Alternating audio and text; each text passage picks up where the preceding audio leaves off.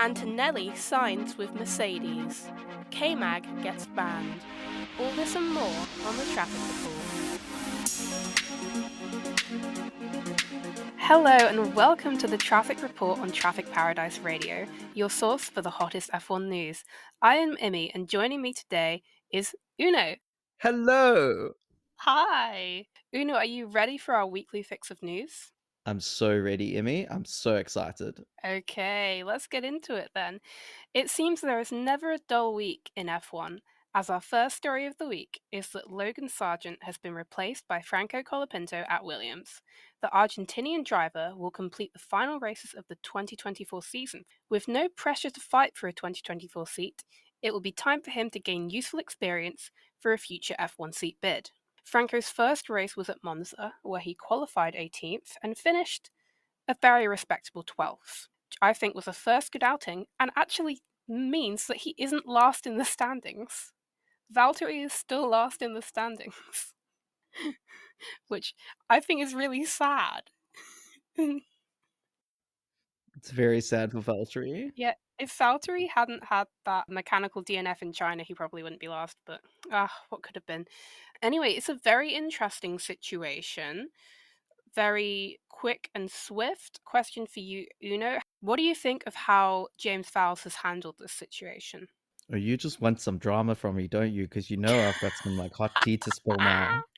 Yes. So, I think James Vowles handled this terribly. From the beginning of the season, he did not put 100% support behind Logan Sargent, which I'm pretty sure, I'm not a psychologist, but I'm pretty sure that was not good for Logan's confidence. When Alex crashed his car in Australia and they gave Logan's car to Alex, that must have destroyed his confidence 100%. It was so unfair to do that. Logan, for once, was not the one who crashed, and he was still punished for it. It was unnecessary, and it would have dented his confidence. Then you keep going through the season, and James Vowles has these little comments here, little comments there, and it just seems like he wasn't ever fully behind Logan Sargent. And if that's the case, then you let him go, and you let him go during the summer break, where there's a whole bunch of time to acclimatize a new driver, to deal with the media whirlwind that's going to happen. It makes sure that it's not as embarrassing as this must have been for Logan, because Logan was at a race one weekend, and at the very next race, less than a week later, he was replaced, and someone else is driving in his car. That's not how you handle this sort of thing. It's so unprofessional. It's so unnecessary. Sure, Logan wasn't performing at a high enough standard for Formula One. I can accept that argument. I might like Logan, but I can accept that argument. But the time to get rid of him was either at the end of last year or during summer break, not right after a race when there's another race like a week away. It was just silly timing from James Vowles, and I think it just makes him look like a fool. Great, yeah, I agree with you completely. It seems James wanted to give Logan another year to improve, but then he didn't give him the support to improve. You can't improve and gain confidence if your team is constantly just giving giving upgrades to one driver, preferring them, so obviously giving them your chassis, like your car, by you're not racing for a race because your teammate crashed. And the even more bizarre thing is that it seems that Franco was contacted about the possibility of replacement before Logan even crashed in free practice free, which to me it just screams even more, why didn't you do this in the summer break if you were already having such major doubts that you were exploring other options? I understand that crash was probably the kicker, but if you were sat there thinking, who would be a good replacement for my driver? Like, not looking to 2025 because we've got the seat filled, who would be a good replacement imminently? Just do it over the summer break for the PR of it all. It seems also that James's first pick for the seat was Liam Lawson, but it was blocked by Red Bull, which on one hand you could put on your tinfoil hats and sort of think, is there still seat uncertainty at Red Bull? That was my first instinct. Ooh, is there still seat uncertainty at Red Bull? But on the other hand, I looked and Liam is actually the only reserve driver for Red Bull. So I can't imagine if he filled a Williams seat and then, I don't know, somebody else got appendicitis, because that seems to be what always happens. And then Red Bull had no one to fill the seat. It feels bizarre to me they don't have a different reserve driver. I looked and I couldn't find anything. Surely they have somebody, but they don't, apparently. So just to add to that point, last year they had Liam as a reserve driver for VCarb and Daniel as a reserve driver for Red Bull. I see. And then when they got rid of Nick de Vries, they brought Daniel in from Red Bull to drive, and then Liam became like the reserve driver, I think, for both teams Yeah. essentially. Although I think Daniel was still technically the reserve driver for Red Bull. Yeah, if Max was sick, Daniel would have gone to Red Bull and Liam would have gone to VCarb. But they don't have that option anymore. They haven't had that option from the start of 2024. They should have known they wouldn't have that option. Well, I think that option has always been either Daniel or Yuki would go Uh, to Red Bull if something oh, happened with Checo or Max, and then Liam would sub in. like George going to Mercedes that one time. Yeah, yeah, yeah. And then they've also got a whole bunch of junior drivers that have had time in the car, like Iwasa, for example. He's had time in the car. So they could sub him in if they Like needed. Hadjar as well. Yeah. Yeah, Hajar, was he in the Red Bull or the V Carb? He was in the Red Bull for that FP1. Yeah. So he could probably go to V Carb, you know? Like Yeah. there's they've got enough drivers in their roster to probably fill 10 So teams. then maybe the hat isn't that tinfoil. No, I don't know. I think they just are. They want to keep their options open. Yeah, I think they know that Liam is the best place to jump into a car at the last minute because he's proven that, you know. Yeah. He did a very good job last year. He climbed in that car on like the Saturday morning or something and was qualifying and racing, you know, immediately.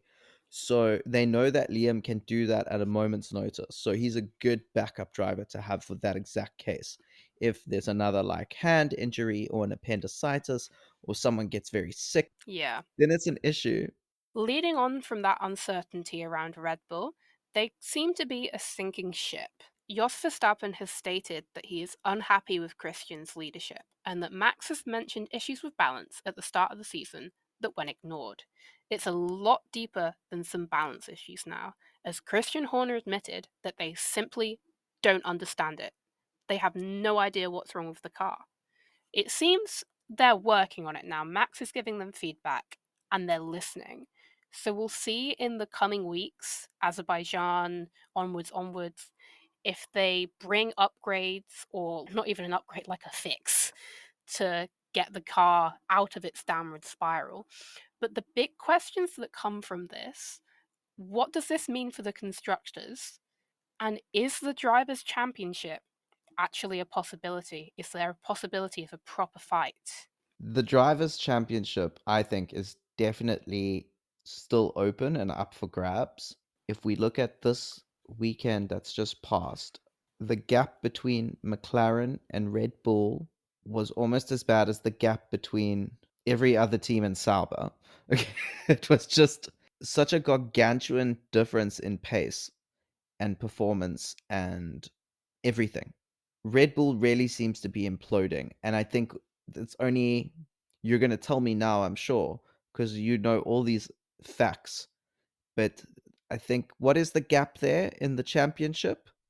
The gap currently between Max and Lando is 62 points. And then the gap in the constructors is a much more dire straits. I think we can say, full stop statement, Red Bull are not winning the constructors this year. There is not a chance. And it's not a Checo issue anymore. Far from that, it's fundamental. There's nothing they can, I mean, hopefully there's something they can do about it. But at the same time, Red Bull dominance, we've had it for so long. It's kind of nice in a sort of mean way. But there are, mental math, 8 points between McLaren and Red Bull in the standings. And then Ferrari are just 31 points behind McLaren. So Ferrari are kind of in play here too. Wow. We could see Red Bull finishing third in the constructors this year. It's a real possibility if these Ferrari upgrades stick. That's crazy. So it's 8 points. All McLaren has to do is win a race, and they're guaranteed to lead the world championships. Oh, yeah, if the 1 2 had paid off, I'm pretty sure they would be level. And then I'm pretty sure if they got it's either if they got fastest lap as well, they'd be level, or if they got fastest lap, they'd be a point ahead. It could have happened this weekend, but then Ferrari tricked them big Charles. time. Yeah. Sure. Wow. It's really crazy that they've fallen so quickly. I know. And it does make you wonder about that break rumor because I know no one can prove it, and the FIA has denied it. And I mean, there's also the Newey factor. Newey is no longer working on that car, and he was a Yeah. vital part of that team for many, many years and for many title runs as well. That's exactly what I'm thinking. How much does Adrian leaving?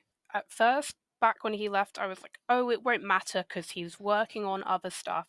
But having him there just as a sort of guiding hand, he can understand things at such a deep level and sort of set stuff in the right direction. Even if he's not in there overseeing, it was a really valuable role. And they don't have that level of insight that they had, where I bet Adrian would have been able to see the issue and would be fixing it. But then again, rumors as to why he left was because he wasn't being listened to. So we might have ended up in this downward spiral either way.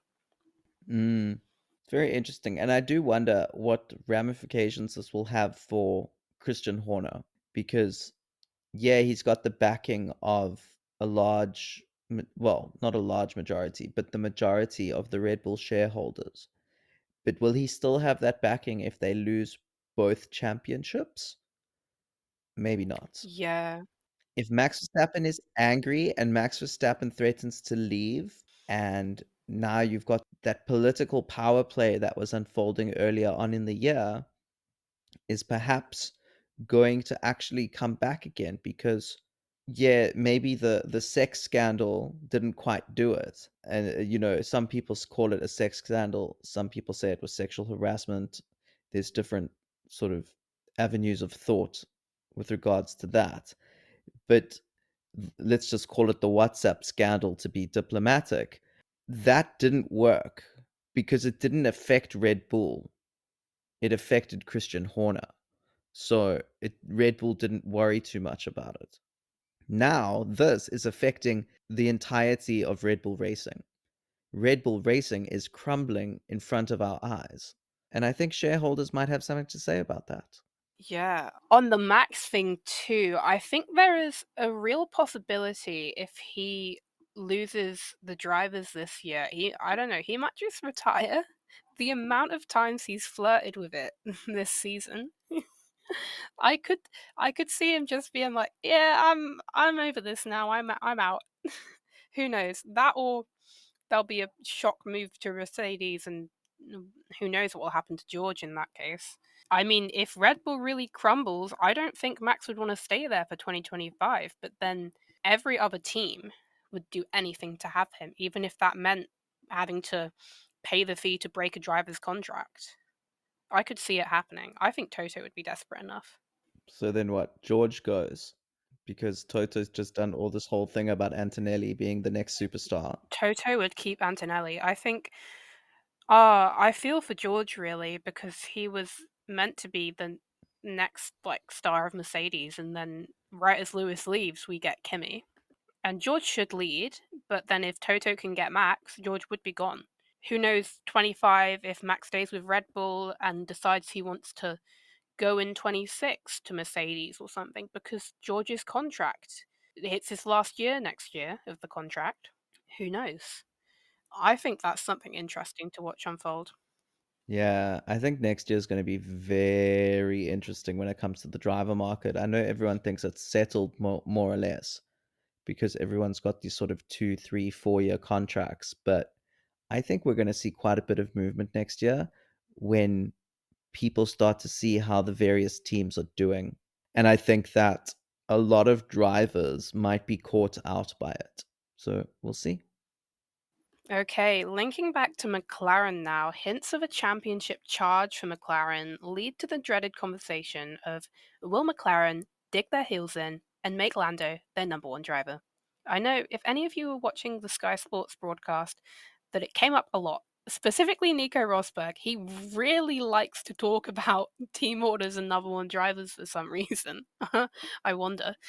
Andrea Stella did past tense there, put those talks to bed earlier in the week. He was firmly against choosing a number 1, as he believed that it was quote unquote not healthy. Lando had the same opinion, stating in a post quali interview that no, I want to race. Oscar, obviously. Lando and Oscar were seemingly free to race, with that racing being dictated by papaya rules. What? I cannot. It does not sound right. I can't imagine being a race engineer in that team. I'll stick to the papaya rules. So I'd have to embarrassing. get it out through laughter. Yeah. Uh, the tides may have turned in Lando's favour, as after the race, Andrea has stated that both championships are possible. But to win the drivers, they obviously have to favour someone, given the gap's so big, and Lando is in a better position mathematically. Currently, Lando needs to outscore Mac by 7.875 points per race on average to win the Drivers' Championship by a point. He has managed to do that so far, gaining 16 points on Max in the last 2 races. The big question here is come Azerbaijan, will we see an appearance of team orders? I think definitely they're definitely going to have to make a decision. It's now or never. Either you want that championship or you don't. Because with the likes of Ferrari now coming into play as well, maybe not with the fastest car, but with, I can't believe I'm saying this, better strategy from Ferrari. Sounds bizarre and weird, but it's true.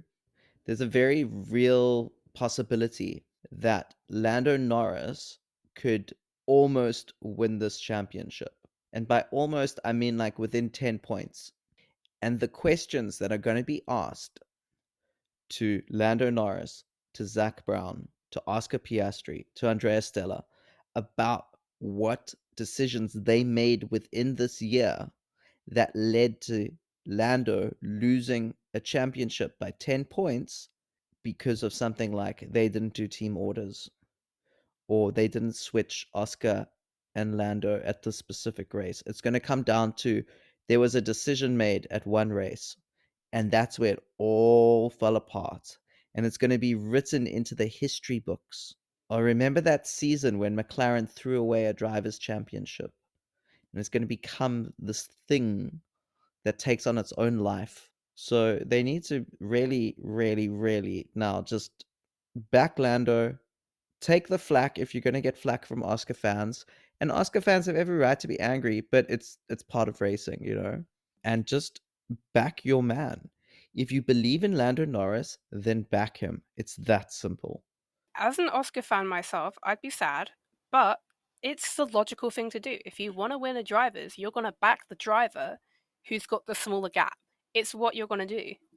It's the only thing that makes sense. It seems they still haven't been like we are going to back Lando. They haven't just point blank stated we will back Lando, we will implement team orders. I think because they think that's going to be a big PR thing, and it probably will be, but you've got to just sort of hold your own there, you know?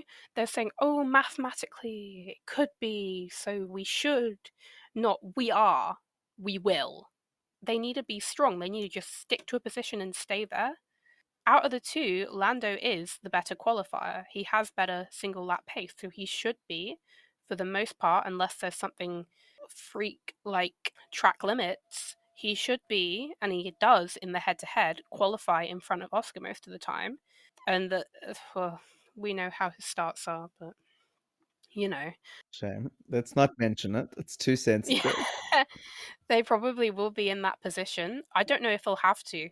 If Lando can get better at defending his position, I don't know if they'll have to use team orders. But I think Oscar might have the edge in the race right now over him. They just need to stick their heels in, like strategically. They need Oscar to play the role that Checo played for Max in 2021.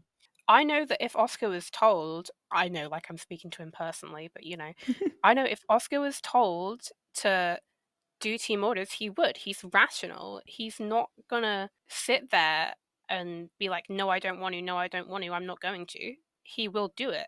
He probably won't enjoy it. I can't imagine. But he knows that he might be in the position Lando is come next year if he can improve his 1 lap pace. Because it's only his second year after all, and he's pretty close to Lando. So we might see the tides turn. And if he sits here now and he follows his team orders, it could pay off for him in the future. I think he's rational. I think he's logical. I think he would. They just need to stick with it.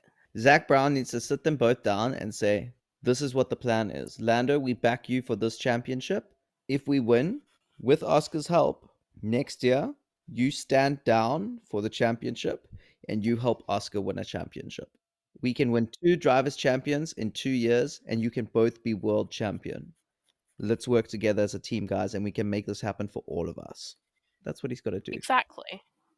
I think that would work. Anything. They just really, I just want a clear statement from them because earlier in the week, they seemed very clearly against. I heard Zach Brown saying, we have 2 No.1 drivers. Full stop statement. How is that? That is like the complete opposite of being 4 team orders. That was, God, I don't know, on Saturday. It was either late Saturday, early Sunday. I heard that on Sky.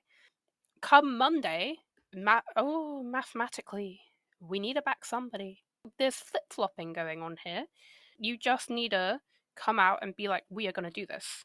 And on that note, moving towards the back of the grid, Alpine staff protested on Friday at their factory and at the Grand Prix over upper management's flirtation with Mercedes engines. The team has been running with a noticeable power deficit because of the Renault engines, which has led them to debate becoming a customer team. However, all this debate has been done with Renault's management being quote unquote deaf to any dialogue, leading to them staging a peaceful protest. Alpine have responded by stating that no decision has been taken by Alpine management towards who their engine provider will be. So the question here is, would Alpine work better as a customer team? And I think a good example here is that this year we've seen McLaren, a customer team to Mercedes, become really quite dominant in some situations and have what I currently think is the fastest car.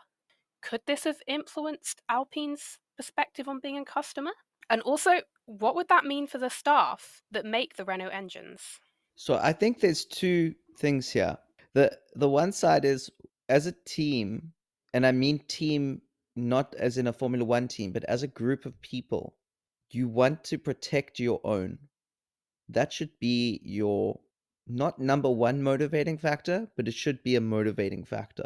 So laying off people at the factory, that becomes very problematic because now there's going to be resentment within the team. That's someone's friend that you're laying off. That's someone's possibly even a family member that's being laid off. There's going to be resentment and there's going to be fear within that organization because people will ask, well, gee, if we don't need engines, maybe they don't need gearboxes either. And so they're gonna outsource the gearboxes as well. And then do I have a job if I'm working on the gearbox? And eventually you're going to have this sort of toxic environment where everyone's fearful of losing their job. On the other hand, if you can't do well in Formula One, everyone could lose their job. So it's this tricky balancing act that you have to figure out. And I think that the only way to do it in a sustainable manner would be to ensure that whoever works on the engine is transferred to a different racing series to work on different engines, whether it be WEC or whatever it might be. They are placed in a different part of the organization where they can continue to work and preferably in a similar location within like the same city, so that they don't have to relocate. Because it becomes a lot less about like what we as fans want in terms of like a fast performing Alpine and more about like on a human level, how does this affect other human beings? And how can Alpine manage the situation in such a way so to negate any negative consequences. Can you negate a negative? I don't know. But yeah, that's what I think. I think it goes far beyond the idea of sport, and more it comes down to like, what do you believe as like human beings should happen to people who are employed in your organization? I definitely think that if Alpine think there's no way forward with a Renault engine, that becoming a customer might actually be a good thing for them. If they wouldn't, like you said, if they could reallocate staff to different sectors, it would be good for them. And then it also wouldn't become a bit of a PR disaster and also just like a disaster because it's just horrific to do that to a bunch of staff. It seems we don't know where this is going to go really, though, because Alpine are hesitant and the only protesting issues was that the factory wasn't let in on it. They didn't, which is kind of worrying. They weren't let in on it. They haven't been open to this dialogue when it does really concern possibly their jobs and their livelihoods. I'm sure we'll see. It probably won't be until 2026 at least that we get a conclusion to this. Yeah, we shall have to wait and see. Now, moving on to the object of Alpine's flirtations, Mercedes, and their worst kept secret, Kimi Antonelli. Kimi has filled that vacant second seat, completing their driver lineup for 2025.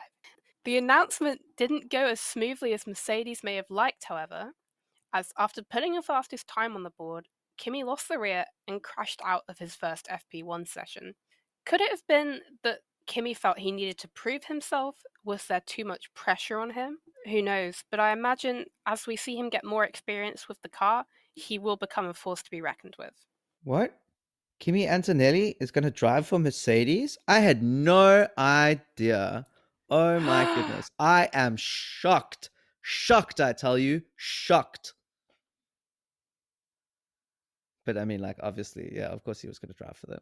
Yeah, I think it's exciting.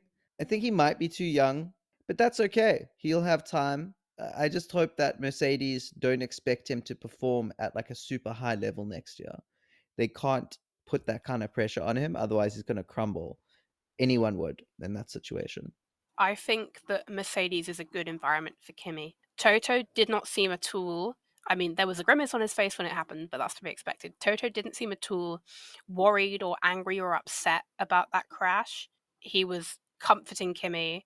He didn't seem to direct any sort of bad emotion towards him. I think it could be quite a nurturing environment for him. It's not going to be like the 2021 rookies at Haas.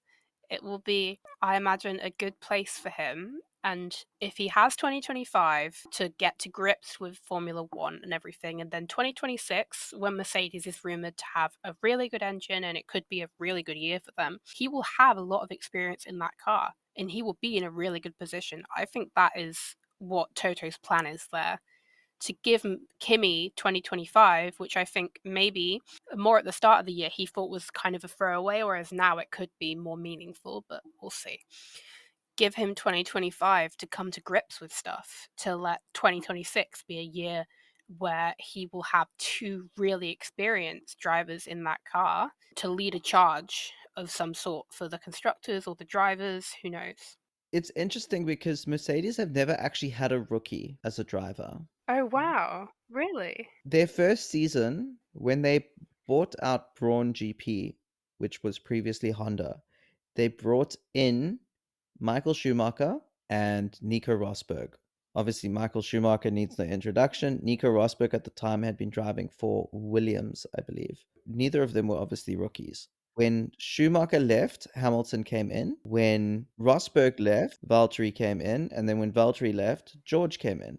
And all of them had had experience previously. This is the first time Mercedes has a rookie in their car. Huh.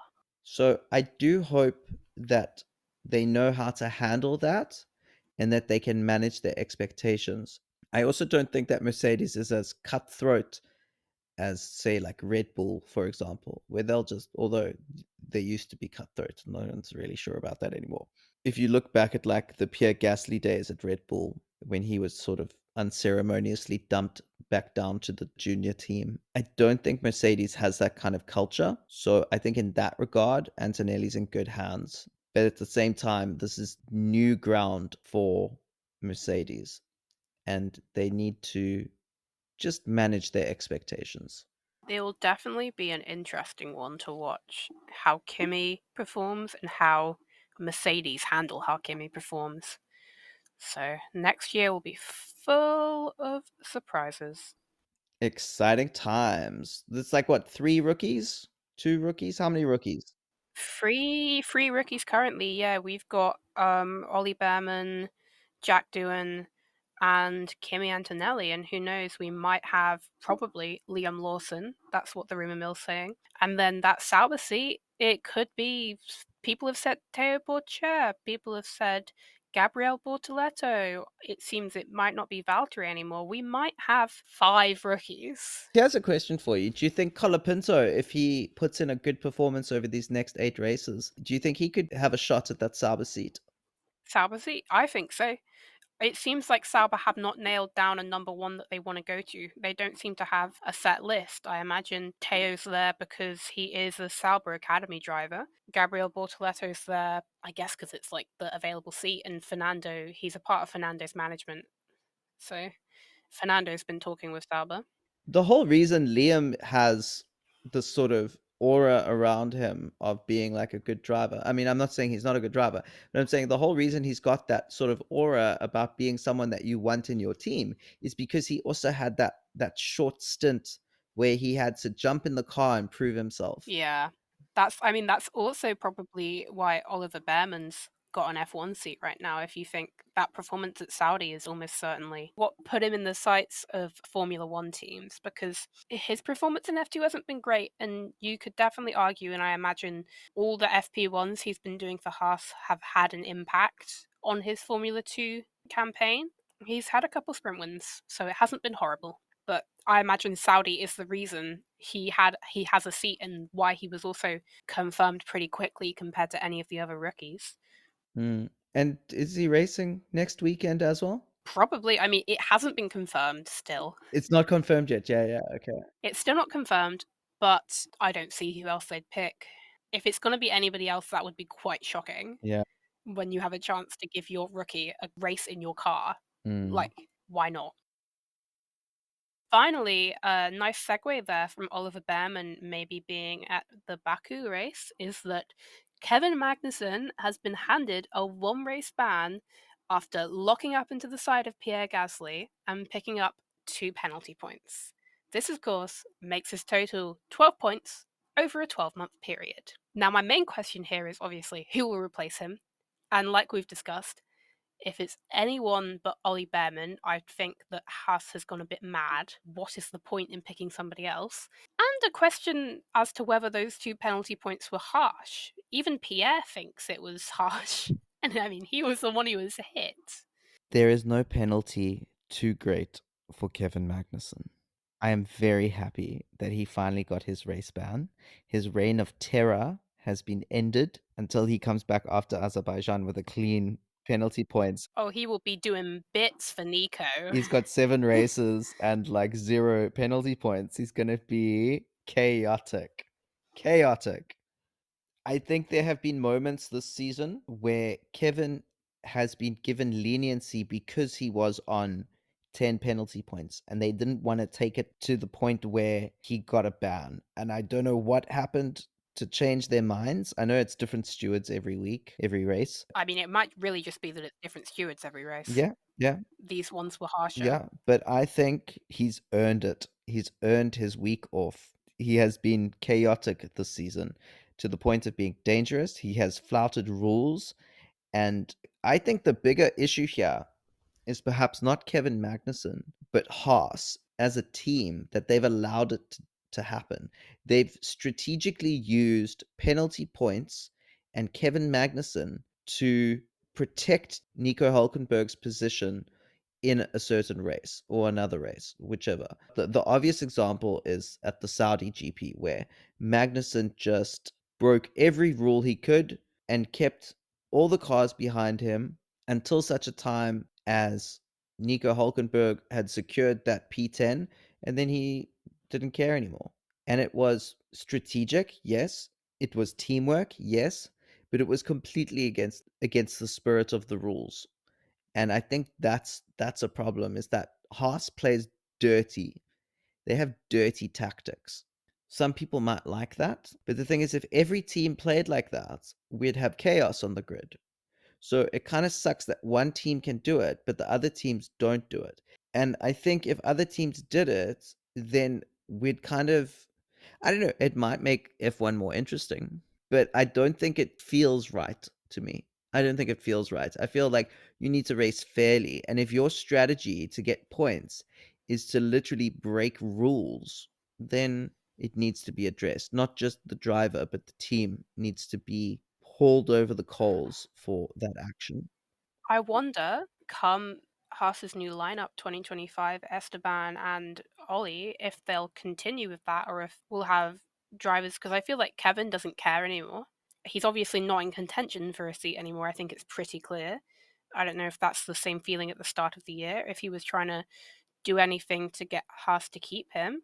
But I wonder if with Esteban and Ollie, we'll see a different situation. People like to say that, oh, Esteban is, just a horrible teammate, yada yada, crashes into people. But I don't think he ever goes. First of all, I don't think that's true. And second of all, I don't think he ever goes out of his way to disrespect the rules. And I don't imagine. I don't see Ollie doing that. I wonder if we'll see this culture dissipate. Yeah, it's interesting because I don't know if it's like a Ayokomatsu kind of philosophy of racing. It's possible because I don't remember them doing this previously. But maybe I'm wrong and I'm just sort of only remembering this season. It does seem to be a rather new thing. Whether they want to continue that or if it was just a hey, let's see if this works. Because in fairness to Haas, they did that at the beginning of the season. They haven't done it a lot since then. There was a moment of it in the previous race where Magnussen slowed down and that group of like I think it was like 4 or 5 cars came behind him and they all passed him same time, but it was even Alex Albon had commented how dangerous it was. So he's definitely been playing that game still. Was it this previous race or the race before that? I can't remember. But there was an incident recently.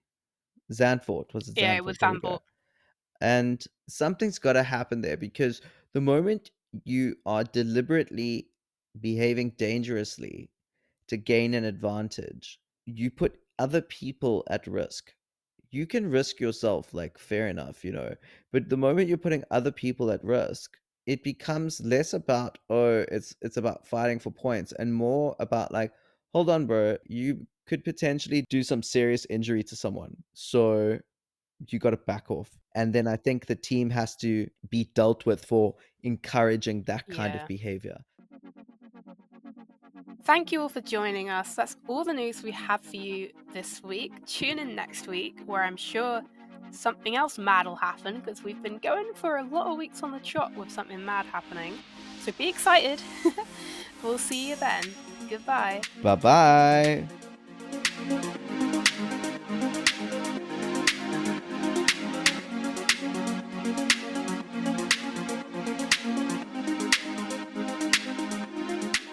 Papaya Rules sounds like a children's TV show. Right?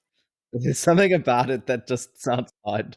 It sounds like instead of saying rules like rules you have to follow, it means like, oh, this thing's really cool. Yeah. Papaya Fire rules. Rules. Like